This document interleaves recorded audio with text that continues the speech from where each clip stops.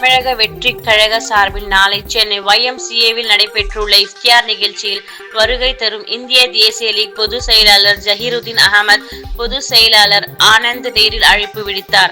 அருகில் தமிழ்நாடு முஸ்லிம் லீக் நிறுவன தலைவர் முஸ்தபா, இந்திய தேசிய லீக் தலைமை நிலைய செயலாளர் சையத் ஷாதான் அகமது, மாநில செயலாளர் ஸ்டார் பாஷா அருகில் உள்ளனர்.